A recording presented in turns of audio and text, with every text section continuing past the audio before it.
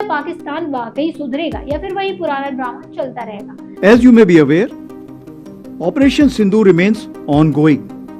Any future misadventure will be resolutely responded. आज की video में हम बात करेंगे भारत के army chief general Upendra Dwivedi, जिनका हालिया बयान सुनकर पाकिस्तान में बैठे लोगों की नींद उड़ जाना तय है। 226 की पहली प्रेस कॉन्फ्रेंस में जनरल साहब ने जो कहा वो किसी चेतावनी से कम नहीं था।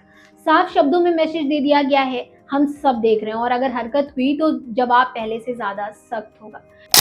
Op Sindoor was conceptualized and executed with precision.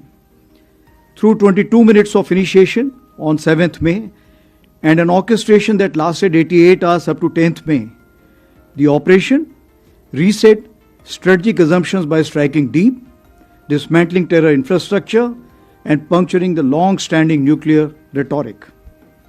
The army successfully destroyed 7 out of the 9 targets and thereafter played a pivotal role in ensuring calibrated response to Pak actions.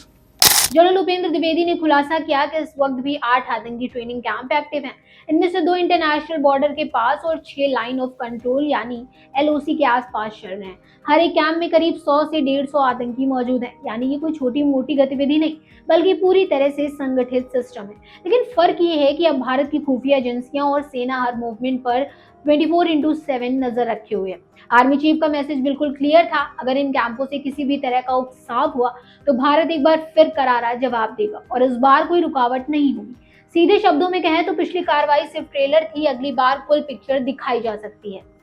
अब जरा पीछे चलते हैं और याद करते हैं ऑपरेशन सिंदूर। साल 2025 में पहलगाम में हुए आतंकी हमले में 26 निर्दोष टूरिस्टों की जान चली गई थी। इस हमले की जिम्मेदारी पाकिस्तान समर्थित आतंकी संगठन TRF, जो लश्कर-ए-तैयबा का प्रॉक्सी माना जाता है, उसने ली थी। इसके बाद भारत ने 7 मई को ऑपरेशन सिंदूर लॉन्च किया। इस ऑपरेशन के तहत पाकिस्तान और POK में मौजूद 9 आतंकी ठिकानों पर मिसाइल स्ट्राइक्स की गई। इनमें से 7 टारगेट पूरी तरह तबाह कर दिए गए, जबकि बाकी 2 को भारी नुकसान पहुंचा। करीब 88 घंटे तक चले इस ऑपरेशन के दौरान LOC और IB पर हुई फायरिंग में पाकिस्तानी सेना के 100 से ज्यादा जवान मारे गए। भारत की इस कार्रवाई से पाकिस्तान इतना घबरा गया कि उसे अमेरिका के पास दौड़ लगानी पड़ गई। सामने आए डॉक्यूमेंट्स के मुताबिक पाकिस्तान ने अमेरिका में हर महीने $50,000 देकर लॉबिस्ट हायर किए ताकि भारत पर दबाव डलवाया जा सके। यहाँ तक कि ट्रेड और मिनरल्स तक ऑफर किए गए, बस एक ही बात, इंडिया को रोक दो। ऑपरेशन के बाद दोनों देशों के DGMO की मीटिंग हुई और सीमाओं पर फॉरवर्ड डिप्लॉयमेंट कुछ हद तक कम की गई। लेकिन एक बात बहुत साफ थी, न्यूक्लियर धमकियां की बातें सिर्फ पाकिस्तान की तरफ से आई।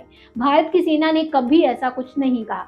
यही नहीं, भारत ने पहली बार परमाणु और पारंपरिक युद्ध के बीच के स्पेस को यूज करके ये साफ कर दिया कि अब न्यूक्लियर ब्लैकमेल काम नहीं करेगा। CDS जनरल अनिल चौहान ने भी माना कि इस ऑपरेशन ने पाकिस्तान की सैन्य कमजोरियों को दिखा दिया। हालात ऐसे बने कि पाकिस्तान को अपनी सेना से जुड़े संवैधानिक बदलावों पर तक सोचना पड़ा। विवादों की बात करें तो पहलगाम हमले के दौरान आतंकियों द्वारा धर्म पूछकर गोली चलाने के आरोपों को पाकिस्तान ने नकार दिया था, लेकिन बाद में सामने आए अंतर्राष्ट्रीय दस्तावेजों से साफ हो गया कि वो खुद बचने के लिए लॉबिंग कर रहा था। हाल ही में जम्मू क्षेत्र में पाकिस्तानी ड्रोन भी स्पॉट किए गए, जिस पर भारत ने DGMO स्तर पर सख्त आपत्ति जताई। जनरल उपेंद्र द्विवेदी इससे पहले भी साफ कह चुके हैं कि अगर पाकिस्तान आतंकवाद को अपनी नीति बनाए रखेगा तो उसे ये सोचना पड़ेगा कि वो वर्ल्ड मैप पर किस हालत में रहेगा। ये बयान सिर्फ शब्द नहीं बल्कि एक स्ट्रेटेजिक वार्निंग है। आज की इंडियन आर्मी अब सॉरी मोड में नहीं बल्कि स्ट्रॉन्ग रिप्लाई मोड में है। मैसेज बिल्कुल क्लियर साफ है, नजर रखी जा रही है, गलती मत करना। अब सवाल आपसे है, क्या पाकिस्तान वाकई सुधरेगा या फिर वही पुराना ड्रामा चलता रहेगा? अगर आपको जनरल द्विवेदी की बातों पर गर्व महसूस हुआ तो वीडियो को लाइक करें, शेयर करें और चैनल को सब्सक्राइब करना ना भूलें। मिलते हैं फिर एक ऐसे ही अपडेट के साथ, तब तक के लिए गुड बाय।